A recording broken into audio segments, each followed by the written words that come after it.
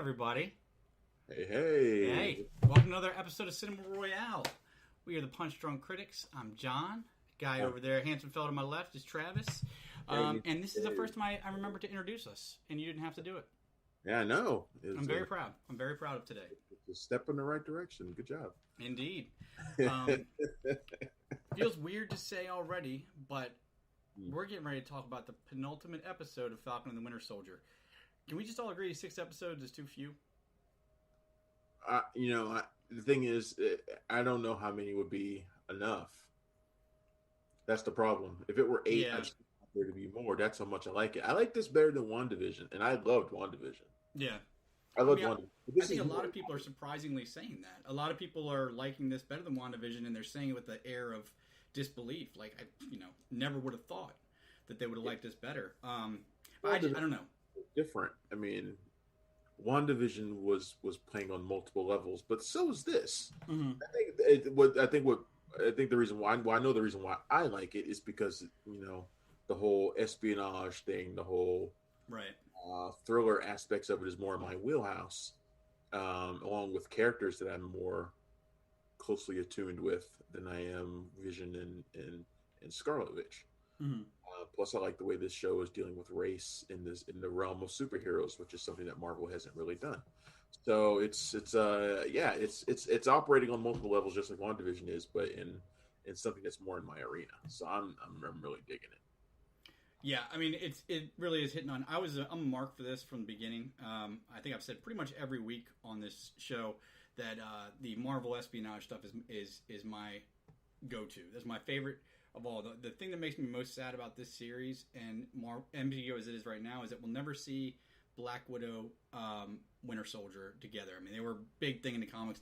Whenever they were teamed up in the books, it was awesome, and we won't see that obviously, but it just seems to be hitting. You'll get to see the other Black Widow team up. Fair enough. At some point.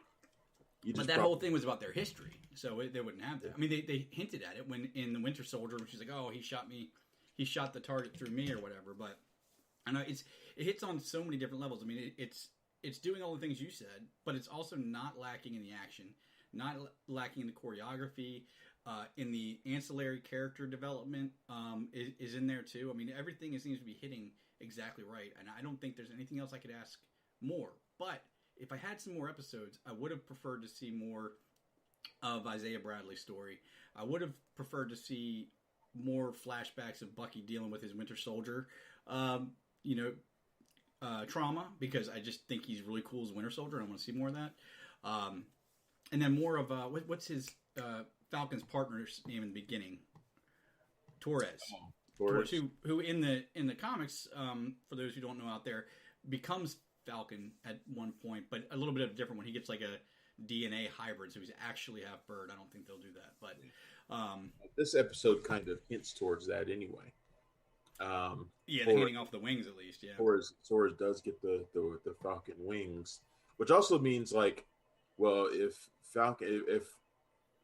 Sam Wilson is basically giving up Falcon, is he resigning himself to becoming Captain America? Then is that what he's doing? Mm-hmm. It seems like that's what this episode was kind of taking steps forward for him. And I guess he kind of realized, even though he had that conversation with Isaiah Bradley in this episode, where Bradley's basically telling him no self-respecting black man would ever be Captain America, and nor would he ever want to be. And I found myself agreeing with Isaiah Bradley for the most part. Like, he's right. I wouldn't do that shit. I don't know anybody who would. It seemed like Mackie is going to take over the mantle of Captain America. That's what it looks like, right? And following the events of the previous episode, what John Walker did, he's kind of the guy who has to. He's kind of the guy who has to do it. His giving up the shield led to this. Mm-hmm. So, yeah, I'm trying to figure out where I insert my white guy questions segment, because there's a lot. But I guess the first place, so that's the basis of this episode. It's back at Sam's hometown. The whole thing is centered around them fixing that family boat. It shows some great friendship building between Sam and Bucky. They're finally on the same page. Really funny moments with Bucky flirting with Sam's sister and all that good stuff. But regarding what you're talking about, so obviously this might come as a surprise to you, Travis, but I can't imagine a black man's perspective, if you can believe that. So, but with the Isaiah Bradley thing, so I totally get what he's saying. I totally get where that comes from. Mm-hmm. But I always thought one of the most inspirational things about the African American community in this country is that regardless of all the shit they went through, they were still there pushing the virtues of what this country should be. Guys like the Tuskegee Airmen, who were going out there and doing it bigger, badder, and better than the rest of the fighter pilots, knowing that they're going to get shit on when they get home and stuff like that. So to me, it's like I get Isaiah Bradley. He was put in jail for 30 years for just doing what they told him to do and essentially doing the exact same thing that Cap does. So he tells a story that he went and saved some of his fellow soldiers and he wasn't supposed to, and that's what he was jailed for, which is exactly, if you remember, what Cap did in the first Avenger. So it shows a dichotomy there. But, do you let and if any of this is offensive, I do not intend for it to be. Bitterness is what I'm going to call it. What? But this is the dynamic here, right? Like Isaiah Bradley sees it one way, and probably Sam Wilson sees it the other. In terms of what, and Isaiah Bradley has experienced it firsthand, so he has his perspective. He probably started out as someone who was on the side you're talking about right there, in there, as someone who, no matter what problems the country has, he's going to do his best to live up to the ideals he thinks this country should uphold. But 30 years of what he went through is going to change just about anybody. Oh, hell yeah. You wouldn't expect him to be any other way. Sam has not had to go through that. He's experienced it in small doses, very small doses. That doesn't mean he doesn't understand racism in the country, but he is probably still at that point where, and he's had the privilege of, kind of hanging out with Captain America too, Steve Rogers, and seeing ideals he believes in and stuff like that. So, it looks like he's on the opposite side of that. And I think both are perfectly justifiable positions to be in. So it is not that far off from the T'Challa, Killmonger dynamic. Oh yeah. It's not that far off. But this one is a little bit more, of course, United States based more than anything else. But yeah, it looks like Sam's going to take over as Captain America at some point, which is interesting. A lot of stuff happened. Explain. That was a loaded interesting. I know you're interesting. No, it's interesting. It's interesting to see how that moves forward. Okay, all right. Like, there's only one episode of this show left. Okay, so let's say the final frame of the final episode is him in the suit. Like, let's assume what's in the case given to him by the Wakandans is a suit or a new shield. Oh, it's a new Falcon suit in red, white, and blue. It's got to be something along these lines, right? Let's make that assumption. Watch it not be that. Watch it be like a pair of goggles or something. But it's I went to Wakanda and all I got was this T-shirt.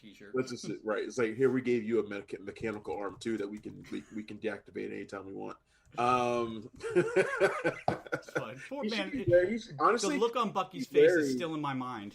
He should be wary of taking anything the Wakandans give him, because if he ever gets into a fight with them, they'll probably just turn it off. Yeah, they got remote control going out of the sky.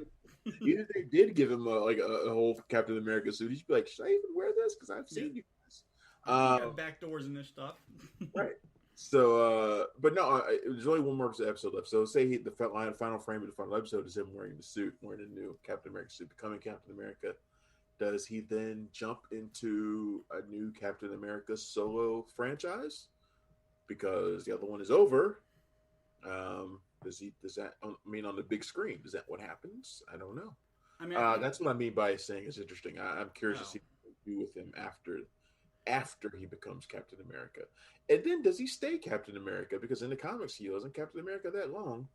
I mean, there's a cool little frisbee throwing scene that kind of foreshadows what they might be planning to do, because when it's a really, really cool moment where Bucky and Sam are sitting outside Bucky's house, and they're just casually tossing the shield at trees and bouncing it back to him, and like, Sam's giving it to the tree and then to Bucky and Bucky back.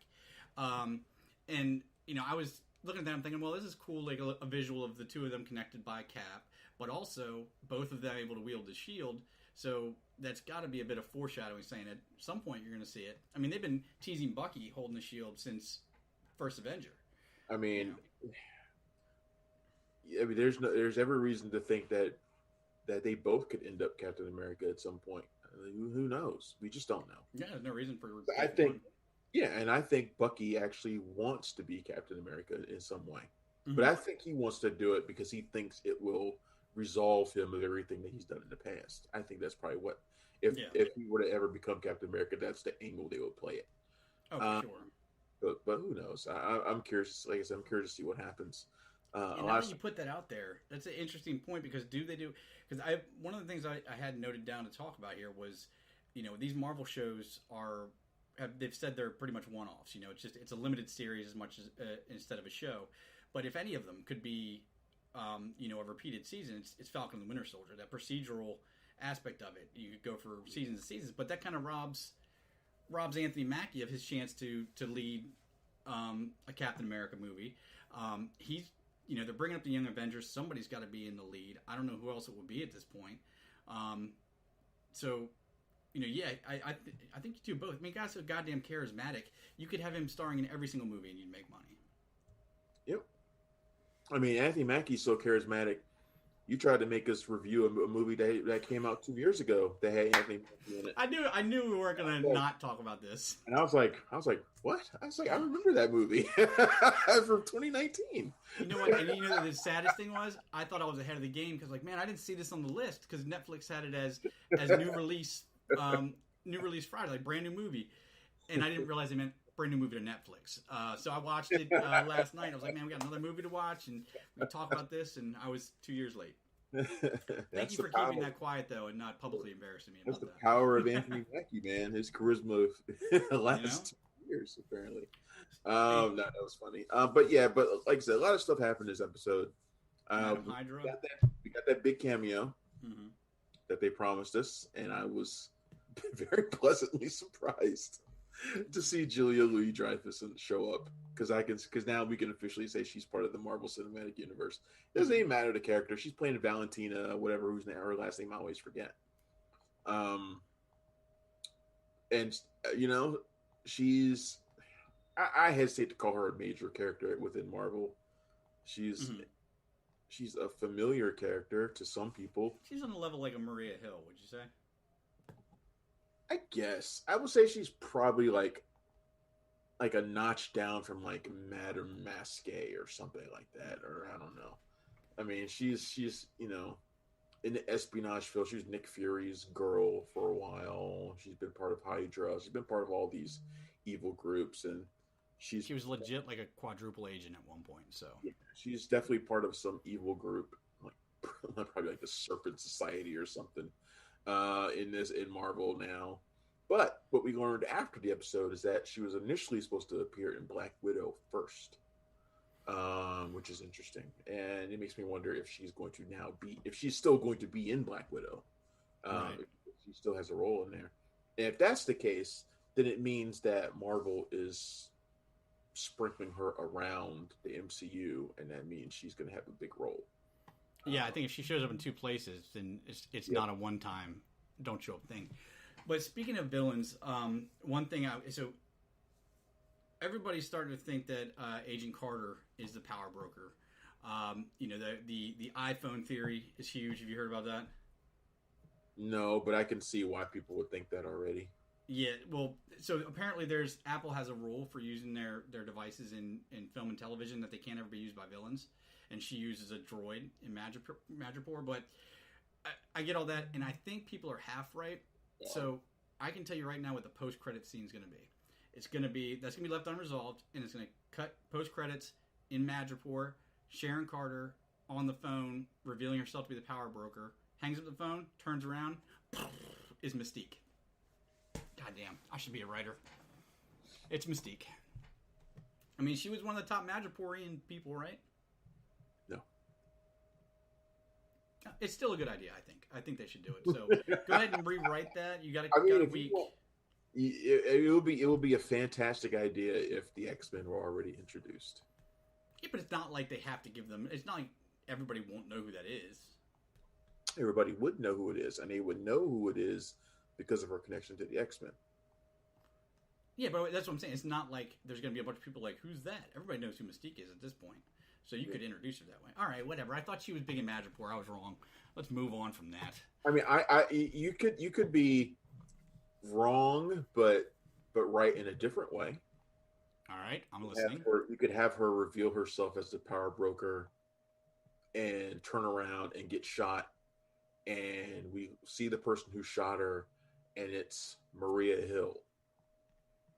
But then Maria Hill shapeshifts into a Skrull, because the Skrulls, we know, actually are the big threat coming up in the red. Okay, or obviously makes more sense than mine. Or actually, what would make more sense is that Sharon Carter turns around, gets shot, is killed, and when she dies, she turns into a Skrull. We don't know who shot her. We find that out later. But I'm not thinking that shit. She turns to a Skrull because that's what happens when Skrulls get killed. They lose their form and they turn back to their original form. Right. And that's what happens all the time in the Secret Invasion comic storylines. That's how people get revealed all the time. So, hey, somebody died. Oh, wait, turned into a Skrull. Yeah. So, and we definitely have a lot about Secret Invasion to talk about today as well. But before we get to that, man, they're casting the hell out of that thing. Yeah, they are. Is there anything else in Falcon? I feel like we're missing something. I mean, we didn't talk about John Walker at all, really. I mean, this episode, this was the episode where we got the showdown between him and, or at least the first showdown between him and Sam and Bucky, right in the beginning of the episode too, like pre-credits. Yeah, another amazing opening scene, just like the premiere. And that was a hell of a fight because he was kicking their ass for a while. Mm-hmm. Yeah, it was something fierce. Yeah. So, what do you think about what ended up for him, the way the episode started, and then the way it ended for him, which I'm pretty excited about. Yeah, I think the way they wrote this character and the way Wyatt Russell's playing him is so perfect. Because it's very hard to walk that line between well-meaning good person and villain. And he's teetering the line, and he's fallen off obviously at this point. But he plays it so well, and just the little tiny things like never once did you hear Steve Rogers refer to himself as Captain America, but why John what the hell's his name? Why am I blanking on that? John Walker. I say John Wyatt. John Walker. Every time he meets somebody, hey, John Walker, Captain America. And then in their big courtroom scene, he's slamming down his fist, yelling, "I am Captain America." And that kind of shows, I love the mirroring and the story continuity that they take the time to do. Where, one of the first things Erskine said to Steve Rogers before the serum was, it takes whatever's in you and amplifies it. So a good man becomes better. So in John Walker, you have a guy who wants to do well, but he's not. He exemplifies what was special about Steve Rogers. That Steve Rogers was special. It wasn't just medicine in a bottle that made him who he was. Right. But John Walker it's pretty much what we talked about when he first became Captain America. He's constantly having to tell people he's Captain America as if they don't know. Mm-hmm. As if they don't know. It's like the person who always introduces himself to you, like no matter how many times. That's a self-confidence thing. You don't believe that you're worthy of people remembering you. It's like, I remember who the fuck you are, dude. And they always remind you who they are. It's like, I get it, but that's a self-confidence thing. And he does not feel like he deserves to be Captain America. Deep down, he might put it on the outside that he thinks he does, but inside he doesn't. Right. He doesn't. Yeah. And he shows it in all these little ways. His attitude, his arrogance, And then when he had that meeting with Lamar's parents and he lied to them, he just basically lied to them. I was just about to ask you if you thought that was significant that he did. Hell yeah, it was significant. And he just straight lied to him. This is his closest friend, the person who supported him the entire time. Even when he screwed up, his friend was there to support him. And he goes and he lies to his family after, when he's going to, give them his condolences for his death. And he goes and he lies to them. Yeah, he tells them that he killed the guy that hurt their son. And it was a self-serving lie. I know it would have, I know that he wanted to make them feel better, probably, but it was more of a self-serving thing. He wanted to look like a hero. Mm-hmm. He wanted to look like the hero that caught the guy who killed him. What would have really made them feel better was for him to go out and actually catch the person who did it. But he didn't do that. He just lied. Right. So he's garbage at this point. Yeah, I mean, I'm not gonna say he's irredeemable at this point because they've done some pretty amazing things like with Loki, but he's supposed to be an anti-hero eventually. The thing I don't get is where he fits into the story going forward. If we only have one episode left here, in my mind, Walker only works in Falcon and the Winter Soldier. He doesn't have enough story to drop him into an Avengers movie or anywhere else. I'm sure they can figure out a way to do it if that's what they're going to do. But if he's not wrapped up this next episode, I totally see it. I totally see how he could work going forward. Okay, I'm listening. So just sort of like how they use them in the comics in a way. So yeah, he's a total asshole. It's not that far off from what I told you was going to happen after he killed that terrorist, which is that there are going to be people who are going to support what he did. Mm-hmm. He's not going to come across as a total villain. He's not perceived as a complete villain at this point by everyone. Right. By us, and by of course the heroes of the show. Of course he is, but everybody else, no. Mm-hmm. I can see a scenario where the Avengers are reformed and the government puts John Walker on their team. Yeah. I mean, most of them are bound by the Sokovia Accords anyway. I mean, and one thing about him, he towed the company line, which 99% of the other superheroes, even when they do sign on, they're not exactly easy to manage. But he's a company man. Wow, I'm surprised. What? Apparently, Chauvin is guilty. I mean, he had to be. I mean, he had to be. Because, and I get, we were talking about this before we went on air, folks, and I get 100% what you're saying, that, this has been going on for years and people have been getting off, but with this level of attention in the media, with this level of concerned people, I would have lost the last shred of optimism and hope for humanity if he had not been. I mean, it's so cut and dry and so clear and so... Yeah. You can understand my skepticism too. No, I get it totally. I do. It's like, the whole reason I ask you about, the African American perspective on being Captain America is, I look at it and I'm like, well, being always optimistic I am, I would look at it as, well, this, America it doesn't stand. So all that stuff's been washed out, but the idea of America, a place where people can come from anywhere and be free and work together and build a better life for their families and each other is an idea worth fighting for. But it's been lost for years and then people forget about it and all that. But the idea of anybody wanting to take on that mantle to correct things of the past instead of giving up on the country.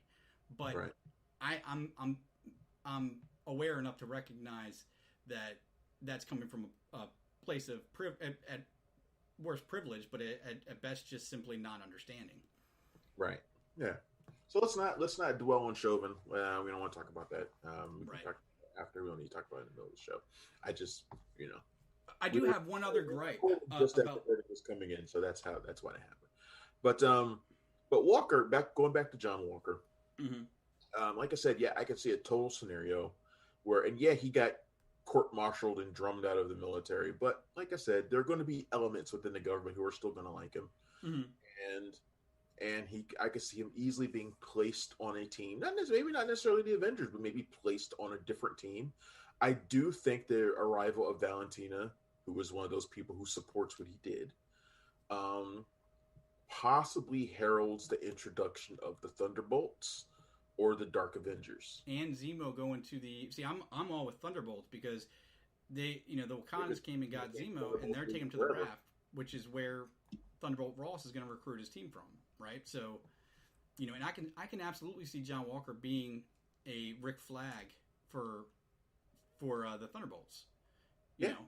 I mean, it's not as if he's not a capable leader of people. Mm-hmm. We already know that's in his background. Right. He could totally do it. He could totally do that. So and at the end of this episode, we see him crafting his own shield. Yeah, let's talk about that for a second. Okay. What is going on with the credit scenes in Marvel TV? First of all, they're 15 minutes long. You're tricking us with the runtime. And second of all, consistency. I didn't know there was a post-credit scene until yesterday because there's never a reason. Either have them every episode or don't have them, or put a little warning. Stay after for another special treat. They never put a warning at the end of the movies. Why would they put a warning? You know they're going to come. You know they're going to come. They don't always come, though. It's not every time. It's every time except for Endgame. It's a lot of Infinity War. It's a lot of the time, yeah. It's a lot of the time they did do that. But yeah, it's not every time. But I don't know. This season, there's barely been any. This was maybe the first one? This was the first one for Falcon and Winter Soldier, yeah. So, I mean, they're always meant to be like a surprise for people. So, Fair enough. Yeah, I like to complain. I don't know if you knew that about me. I fast forward through the credits and I look and see, and then I'm like, okay, I do it every episode. I just look and see. Yeah. Well, I have no illusion that it's not my fault that I didn't see it until later, but it's easier for me to sleep at night if I blame somebody else. But here's the thing about that. So he's crafting his own shield out of his service metals. Aren't those things made out of tin? That thing's not going to stop anything. No. But he was he wasn't making it out of his sort of service metals. He attached his service metal to the shield. Mm. So I don't think he was making it out of that. Yeah. So, but it looks like his service metals are going to be part of the decoration on the shield, though. That's what it looks like. Okay, that makes a lot more sense, actually. Yeah. So yeah, I do think this looks like the beginnings of something like that. Thunderbolts, Dark Avengers, with him being on the team. That's what it looks like to me, which is a direction I'm very much in favor of. I've been wanting for them to do a Thunderbolts movie forever. Thunderbolts was an amazing team in the beginning. Mm-hmm. And honestly, when the Thunderbolts arrived in Marvel Comics, they arrived during Heroes Reborn, which is the time when the Avengers were gone. There were no Avengers. They were off in a total separate universe. It was the Rob Liefeld universe for a while. The Avengers are gone. Yeah. The Avengers are gone. The America has no organized group of heroes right now. Captain America's gone. You've seen Sam working for the government basically by himself. Mm-hmm. There's no team. No. So who's to say that the government doesn't form their own team of Avengers with U.S. agent leading it? Even if they hadn't been, I mean, seeing the excitement for James Gunn's Suicide Squad, which is, the DC version of the Thunderbolts, basically, that's got to push them in that direction a bit. More like Thunderbolts sort of Marvel version of Suicide. Yeah, well, you know what I mean. Yeah, I was actually going to ask that question, which one came first? It isn't even really true. They have nothing in common. Like, nothing. Bad guys being heroes. Other than that, nothing. But that's not the Suicide Squad. Suicide Squad aren't bad guys being heroes. They're bad guys still being bad guys. They're forced to do it. The Thunderbolts were bad guys posing as good guys. Posing. Like they were total posers. They were Suicide Squad are still bad guys. They're just forced to do it. Otherwise their brains will be blown up. Right. So they're doing heroic deeds, but not, the motivation might be a little bit different. But I'm excited. I'm excited to see what happens. Yeah, man. We're only a couple days away from the final episode. I can't wait. So, without we don't need to predict too much, but Zemo's storyline seems to be done. By the way, he only wore the mask once, and for a stupid fucking reason. Thankfully, Daniel Bruhl was so good that it didn't matter. So he's on his way to the raft. He's done. John Walker and the Flag Smashers are still out there. We got an hour left. What do you think? Actually think he makes it to the raft? No, well, see, that's the other, and that's the wild card. So he could, but the Dora Milaje, they don't fuck around, man. I don't know if he can get away from them. That's true. I find it hard to believe that they're taking him to the raft. Why would they take him there? That struck me as weird too, but I didn't even question it. I just assumed that. Well, that doesn't make any sense to me. There's just this small part of me that's like, I feel like next episode we're going to see them transporting Zemo, and then one of the Dora Milaje is going to suddenly turn into a Skrull, kill the other Dora Milaje, and then fly him somewhere else. Like I see something. You're just seeing Skrulls everywhere. Well, I mean, that's kind of the point of Secret Invasion. No, yeah. Secret Invasion, people pop up as Skrulls when you least expect it, and it always happens in a place where it just seems sort of weird. Mm-hmm. And I don't know, this feels weird to me. I was like, why don't you take him there? That doesn't make any sense. So it seems like something's off. Well, we got a Skrull reveal at the in the last episode of WandaVision, so I mean it's certainly not out of the question. And I could definitely, I really actually like your idea about Sharon Carter being a Skrull and getting shot and turning back, because that makes way more sense than what I said. But that one I'm all for. The I don't know. I think maybe I just respected Dora Milaje too much, because I feel like if one of them was a Skrull, all three of them are Skrulls, okay. But if one of them is a Skrull, the other two are going to sniff that out. Right. I mean, maybe it is all three of them that are Skrulls. Who knows? I mean, I don't know, man. I'm as curious as you are to see where this thing goes. We've been talking about Secret Invasion, so let's talk about Secret Invasion. Yeah, I was going to say, there's a reason that all these things are building up around the Skrull story, and that is Secret Invasion. It's a movie, yeah? Or is it going to be a series? No, it's a series. It's another Disney Plus series. Samuel Jackson back as Nick Fury. Ben Mendelsohn as Talos again. Skrull that we saw in Captain Marvel. So good. Yeah, I know. So they're back. Kingsley Benadir from One Night in Miami playing a villain. We don't know which villain. I hope it's a Super Skrull, but whatever. They've added 2 more people to the cast in the last 2 days, and they're both incredible. Mm-hmm. So Olivia Coleman, Oscar winner, the favorite, the queen. She's up for an Oscar right now for The Father. She's in the show now. And today, just like a couple hours ago, they added Emilia Clarke from Game of Thrones. So, of course, we don't know who they're playing, but I mean, it doesn't matter when you add those people. So I know of Secret Invasion. I never read the storyline. So Secret Invasion, I know is we find out that Skrulls have already invaded the planet. They're holding high positions of power, and it's basically that. Remember that TV show V from the 80s? It's kind of like that. Yeah, it is basically V. It is basically. Skrulls have invaded politics, superheroes, every aspect of society, basically. So yeah, and that's what we already know that's the case. We've already seen Skrulls, so we already know that they've already invaded. So this show is going to be about sniffing them out. Right, but what we don't know, and the biggest question mark is, in the books, the Skrulls are bad guys. Marvel, the MCU's flipped that. Skrulls are bad guys, but they've always been good Skrulls. Was the Secret Invasion storyline? Because I always just assumed, I guess, that they had imitated us so they could take over. Was that not the case, or no? I mean, the bad Skrulls who infiltrated were bad Skrulls, but there have always been good Skrulls. Oh, okay. So Talos and them are still good guys, and they'll probably help weed out the Skrulls on the planet. Okay, I got it. I'm tracking. Talos is gonna be working with Nick Fury. Mm-hmm. So Talos is on the good side, at least for now. We don't know how that'll end up, but for now he is. Yeah, and I assume there will be a lot of other Skrulls that will be helping out with them as well, or at least a few, I imagine. And I there part of me that was like, okay, I want one of them, probably Emilia Clarke, to be Elijah.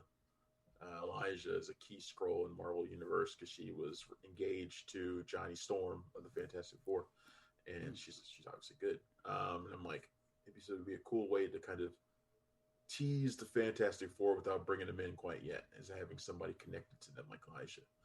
I'm sorry, I'm distracted by how disturbed I am at the thought of that. Like, could you imagine being engaged to somebody, obviously sharing your bed with somebody, and then one day there's like, hey, by the way, I'm an alien. And you're just like, that's nasty. I'd be more than happy to share with a shapeshifter who could be anybody I wanted him to be at any point at time. So fair enough, but there's always that thing like they could sneeze or something, turn back in the middle, and then it's like lizard. Never mind. I'm gonna go somewhere. I hear you, man. I hear you, man. But I think when you think about it, and you're like, yeah, but she could turn into Lauren Vandervoort, one night. Yeah, and it'll be all right. But that's why you're good with Mystique. Like even when Mystique turns back, she's still Jennifer Lawrence of Rebecca Romaine. Yeah. Well, I mean, not all the female Skrulls look like hideous creatures. They look like women, except with green skin, and they have the little chin thing. But yeah. For the most part. So when is do we have a timeline on when the Secret Invasion storyline is or season is going to come through? I think it's sometime in 2022, but I'm not totally sure. I don't know if there's a set date for that yet. In fact, I'm pretty sure there isn't. There's so many damn storylines going in. They're so vastly different from each other. I mean, I think that's one of the coolest things, but it's like it's one of the most anxiety-inducing things when you're trying to figure out the overarching story. Like in phases 1 through 4, the movies were all vastly different, but you could see how they were going to come together. There's a lot going on, man, and we haven't even talked about the Shang-Chi trailer that came out. Yeah, that's if we want to flip to that, I am so excited about this. I knew I always would be, but my concern was that they were going to go full superhero movie and not be a martial arts movie. And from what we see in this trailer, they not only is it a martial arts movie, but it looks like it's borrowing from multiple different styles of martial arts movie. You got the Crouching Tiger, Hidden Dragon, Wire Fu. You have the Ip Man style, close quarters, beat the ass Fu. I wish they could have got Gareth Evans to direct this, but whatever. That's just me. He's so good. Did you ever watch Gangs of London? No, I still haven't watched it. I need to. So good, dude. I know. I gotta watch it. Yeah, it's on my list. It's on AMC Plus though, right? Yeah. Yeah. Is that free? Is it not? No, it's like $6 a month or something like that. I don't want to get another subscription service. Yeah, I collect those things, and then at the end of the month, Angela does our budget and yells at me. Yeah, I don't want to get that. I don't want that. So I need to find another way to watch it. It needs to show up somewhere else on another platform so I can watch it. It's an incredible trailer, man. I mean, it's a great trailer. I mean, I said on Twitter, I was like, this is going to be better than Black Widow, and I'm excited for Black Widow. But I think Shang-Chi and the Legend of the Ten Rings is going to be better. Simu Liu looks like he's perfect for Shang-Chi. I love the look of Tony Leung as the Mandarin. I'm still wondering if they're going to somehow talk about Ben Kingsley posing as him in Iron Man 3. And I'm just curious. I'm going to have to address it, right? I mean, they have to at this point, but it's been a long time. A lot of people may have even just forgotten about it. Yeah. I hope they do. Yeah, Simu Liu, I mean, I'd seen pictures of him, and he kind of looked like a hero in the pictures I saw him, but I was really digging his look in this trailer because he's got a very distinct look to him where he looks both unassuming and convincing as a superhero at the same time. Like a Ip Man. Dude, my brain is broken today. Ip Man, what's his name? He's only one of my favorite martial artists of all time. Donnie Yen. Jesus Christ. God, kids, don't get old. Don't get old. Happen. But yeah, he's got like a Donnie Yen quality where he's very unassuming, but also intimidating as all hell when he throws down. Looks really cool. Yeah. I just love that Marvel's exploring yet another corner of the universe. I mean, every time they've done that, they've pretty much knocked it out of the park. Yeah. I mean, gave us cosmic. Doctor Strange gave us mysticism. Winter Soldier gave us espionage, and now we're getting kung fu.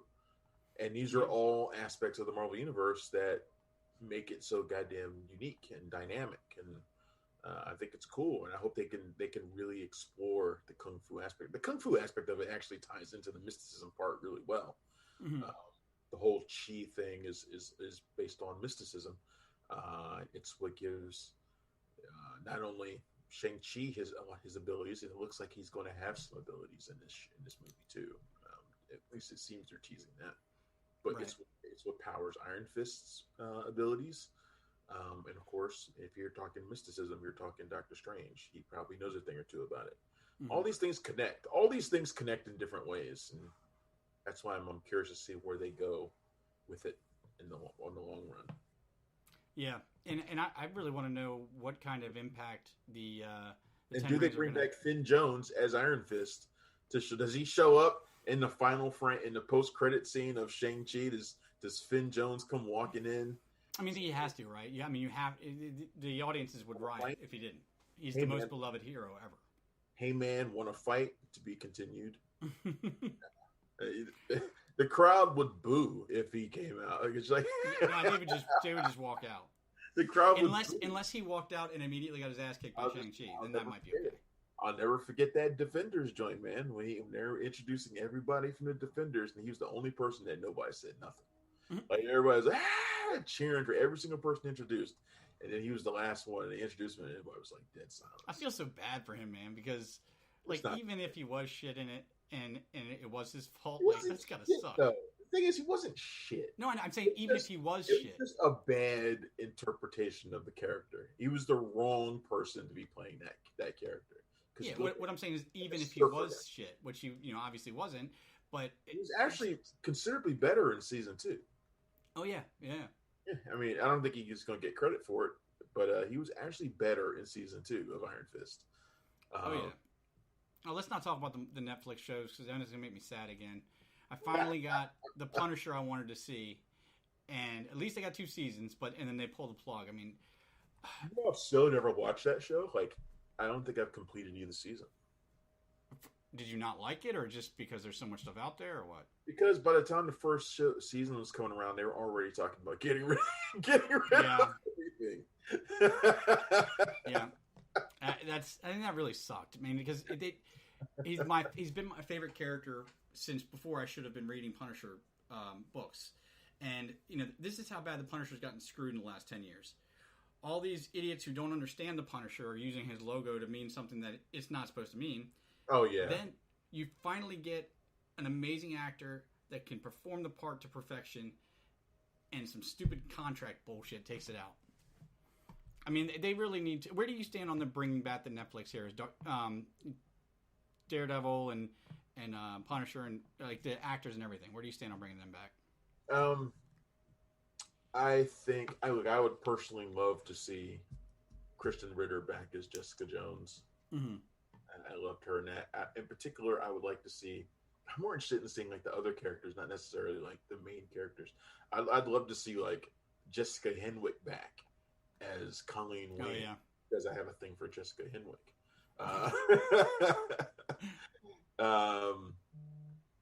Yeah, I mean, I don't know. I'm kind of torn on it, if I'm honest. Kind of torn. Part of me feels like you should probably just move on. Yeah. I'm okay with bringing the characters back. The characters probably need to come back at some point. Right. You need to bring back everybody. They weren't all great. And the thing is, the problem is you need to if you bring back one, you should bring them all.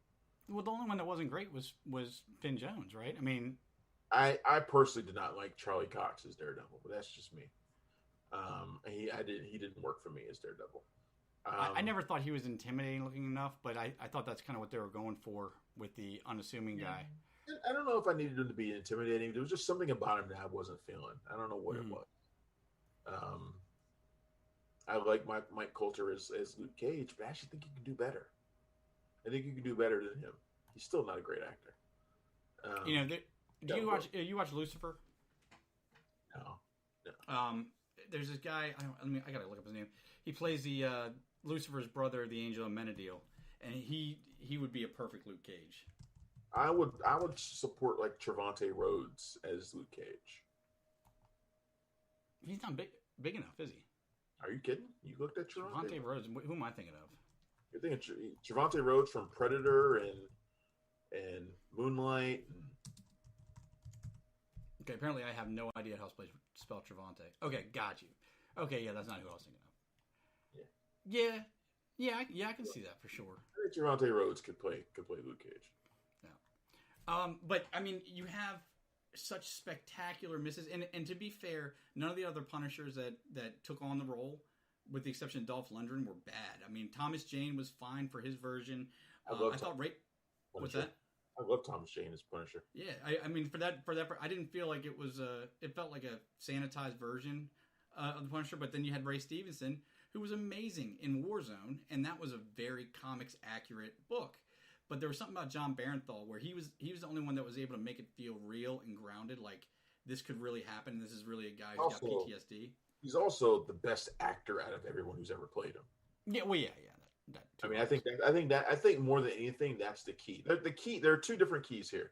Mm-hmm. One, he's a better actor than everybody who's ever played him because Punisher was always sort of treated in every movie that he was in, even Punisher Warzone, it was treated as kind of a not quite a B movie, but not really a major film. Yeah, no, yeah, and it was never taken fully seriously. None of them were taken very seriously. But he also, John Bernthal had an entire series to work with, not just a single movie.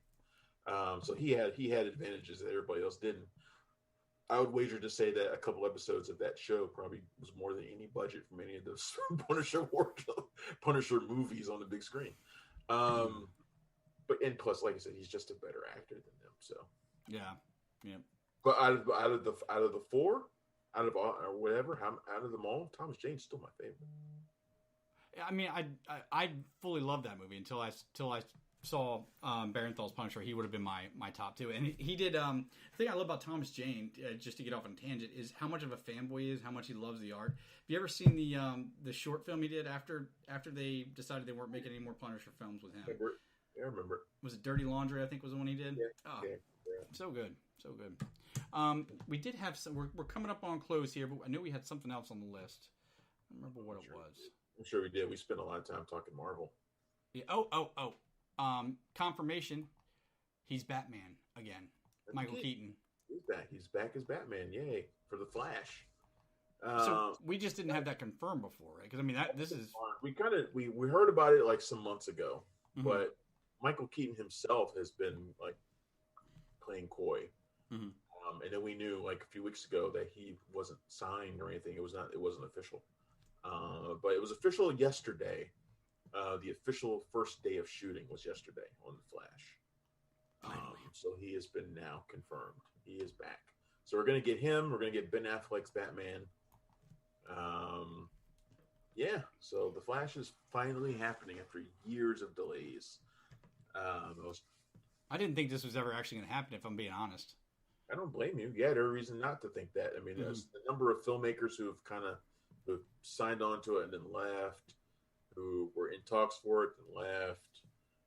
We kind of remember that the movie should have been out a couple of years ago, but it was delayed because Warner Brothers totally changed their plans post Justice League. Yeah, and honestly, I don't think they would have made this movie. I think if it did not have their trump card for getting out of all the storylines, if they didn't have the flashpoint that allows them to reset and change and everything, I don't think there's any way they make this movie. I think it's a necessary evil for what they have to do. I'm hoping it's great. Ezra Miller's Flash I like a lot more after seeing Zack Snyder's Justice League, but I don't think it would have happened if not for that.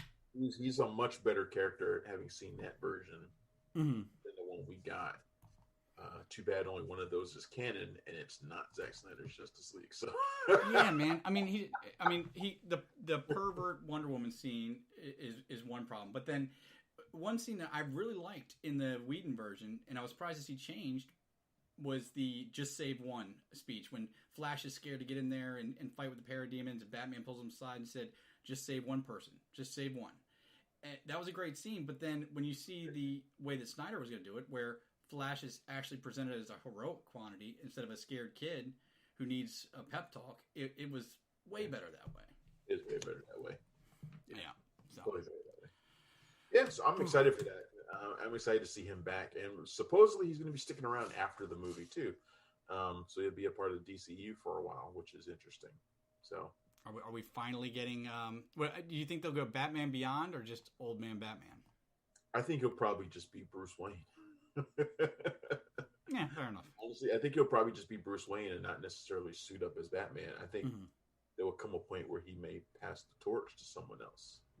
Right. Yeah, he's definitely going to be a mentor role. He's not jumping off the buildings at this point. Yeah, I think he might just be Bruce Wayne, but we'll see. I cannot wait until next week's show because we got Mortal Kombat to talk about. Yeah, I know. And that was the thing we were supposed to do this today. We were supposed to talk about the video game movies that we wanted to see. Yeah. Video game movies to turn to movies. But so we're going to totally take that out of the description because we didn't talk about it at all. But we can save it for next week. We can do that for the actual Mortal Kombat episode. We can talk about the video games that we most would like to see. Well, pick 3 or 4 each, I guess. Dig Dug obviously is my number one. Dig Dug movie could be fucking awesome if done right. I mean, it could. Like a Master Blaster movie could be awesome if done right. Master Blaster could be awesome. That car, shit. Yeah, it's fucking sci-fi. There's a lot of shit that could be good. That'd be good. So we'll say that for next week. We'll do video game movies for Mortal Kombat. I'm seeing it tomorrow. I'm pretty excited. I'm pretty excited to go back to the theater to see it too. So, just in case anybody's wondering, I went ahead and rewatched the 1996 Mortal Kombat, so you don't have to. It does suck just as bad as you remember. Okay, so don't bother. Don't worry about it. Not good. It's not great. Remember the Mortal Kombat series that Machinima did? So there was one in the 90s that was trash. But yeah, Machinima did the I remember it. It had my guy Michael Jai White in it, didn't it? Did he play Jax? Yeah, it was fucking badass too. They advertised a Power Rangers series done the same way, and that looked awesome. But I never saw more than the trailer for that. Yeah, I don't know where that went, or I don't know, probably nowhere. Matter of fact, the Machinima one you can actually get on Prime as a series. They did 2 seasons of that. Really? Mm-hmm. I wouldn't mind watching that again. Yeah, I'm so I'm prepping for it. I watched HBO Max has. That would be a good watch party. Yeah. The Mortal Kombat series. Well, I just watched on HBO Max last night. They have Mortal Kombat Legends: Scorpion's Revenge, which is like an animated take on it. Fucking gnarly. No, I'm always, as much as anime has been doing it for years. I mean, I saw this in Ninja Scroll back in 1994, but it still blows my mind when I see extreme gore and violence in a cartoon. It's just like out of left field. But yeah, so really looking forward to that. But until next week. We are the Punch Drunk Critics. Our site is www.punchdrunkcritics.com. You can go there every single day for all your news, reviews, interviews, all kinds of fun stuff. On Twitter, the site is at PDC Movies. Travis is at Punchy Critic, and I am at Punch Drunk John. If you're on Twitch, make sure to follow Travis at cinematic_enforcer. And we are still actively looking for writers, folks. So if you are interested in writing about movies, if you love movies and you want to see them before everybody else and get all those kind of cool swaggy things that we get to do behind the scenes, please send an email to info@punchdrunkcritics.com. You'll get none of that. You'll get none of the cool stuff. No, but we can still say that. We don't actually have to give it to them. All cool stuff comes to me. Nobody else. I don't even get the cool stuff. Travis Ford is the cool stuff. He's the smog of Punch Drunk Critics. But, all right, folks. Until next week, I'm John. I'm Travis. And we're out of here. Thanks for checking out the show. If you like what we're laying down, please subscribe to our channel and click the bell to receive notifications.